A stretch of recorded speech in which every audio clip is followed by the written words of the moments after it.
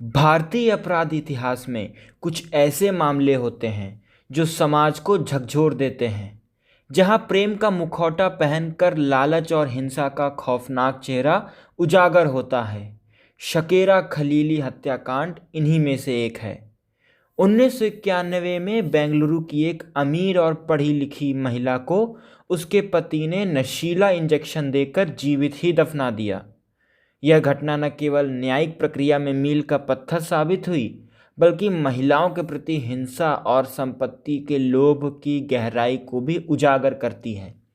शकेरा Khalili का जन्म 27 अगस्त 1947 को मद्रास में हुआ था, यानी चेन्नई में।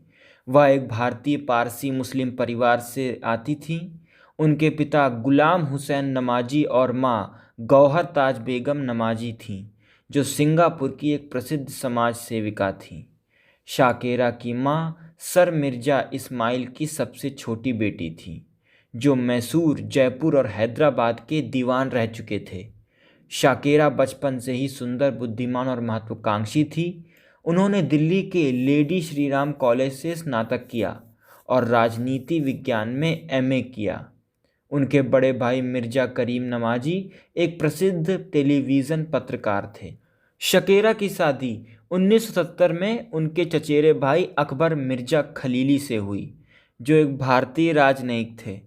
अकबर कोलंबो में उच्चायोग में काम करते थे, जिनके कारण शकेरा को अक्सर अकेलापन झेलना पड़ता था।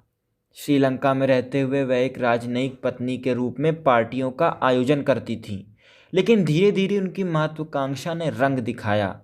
शकेरा राजनीति में रुचि रखती थीं और कांग्रेस पार्टी से जुड़कर चुनाव लड़ने की इच्छा रखती थीं। दंपति की 4 बेटियां थीं, लेकिन वैवाहिक जीवन में दरार आ गई।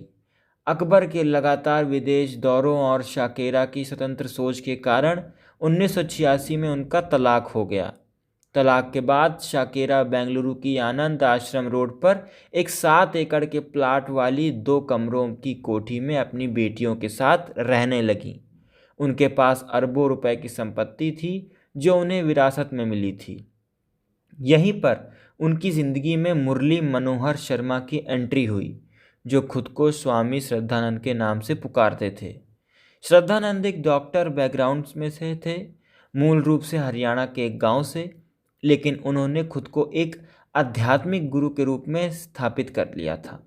1986 में शाकेरा से उनकी मुलाकात हुई। श्रद्धानंद ने शाकेरा को प्रभावित करने के लिए आध्यात्मिक बातें की और जल्दी ही दोनों ने शादी कर ली। शादी के बाद श्रद्धानंद ने शाकेरा की संपत्ति पर कब्जा जमा लिया। उन्होंने घर पर ही एक आश्रम खोल लिया और शाकेरा को अपने प्रभाव में ले लिया। पड़ोसियों का कहना था कि शाकेरा पहले जैसी चमत्कार और स्वतंत्र नहीं रही। वह घर में कम बाहर निकलने लगी। श्रद्धानंद पर शक हुआ जब शकेरा की बड़ी बेटी साबा ने 1991 में अपनी मां के से संपर्क करने की कोशिश की, लेकिन कोई जवाब नहीं मिला। मई 1991 में शाकेरा अचानक गायब हो गई। श्रद्धानंद ने कहा कि वह अपनी मां से मिलने सिंगापुर गई है, लेकिन साबा को शक हो गया। 1992 में साबा ने बेंगलुरु के अशोक नगर थाने में अपने मां के लापता होने की शिकायत दर्ज की और हैबियस कॉर्पस याचिका दायर की। जांच शुरू हुई, लेकिन श्रद्धानंद ने सबूत मिटा दिए। पड़ोसी भी चुप थे, क्योंकि श्रद्धानंद ने उन्हें डराया धमकाया था। मामला ठंडा पड़ गया, लेकिन कर्नाटक पुलिस की सेंट्रल क्राइम ब्रांच ने 1994 में एक स्टिंग ऑपरेशन चलाया। 3 साल की मेहनत के बाद मार्च 1984 में तीव्र पूछताछ में श्रद्धानंद टूट गया और कबूल किया कि उसने शाकेरा की हत्या की है। हत्या का तरीका बेहद क्रूर था।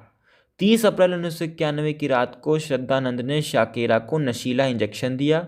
जब वह बेहोश हो गई तो उसने एक ताबूत जैसी लकड़ी के बॉक्स में उसे बंद कर दिया और घर के आंगन में 7 फीट गहरा गड्ढा खोदकर जीवित ही दफना दिया। बॉक्स में हवा का सर्कुलेशन था, लेकिन धीरे धीरे वह दम घुटने से मर गई। पुलिस ने बॉडी एक्सहुयम की, जो स्केलेटन बन चुकी थी। एक हाथ अभी भी गद्दे को पकड़े हुए था, जो साबित करता था कि वह दफनाते समय जिंदा थी।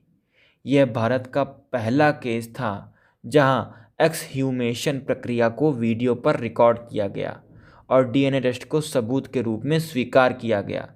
जांच में पता चला कि श्रद्धानंद ने शकेरा से शादी सिर्फ संपत्ति के लालच में की थी। उसने पहले कोई भी महिलाओं को ठग चुका था। 2030 में ट्रायल कोर्ट ने उसे हत्या का दोषी ठहराया और फांसी की सज़ा सुनाई।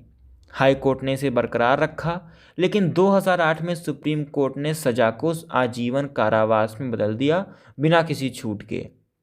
कोर्ट ने इसे एक व्यक्ति का नीच लालच और शैतानी चालाकी करार दिया।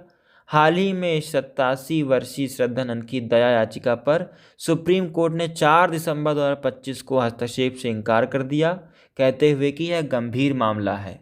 यह हत्याकांड न केवल एक व्यक्तिगत त्रासदी थी, बल्कि समाज को आईना दिखाता है।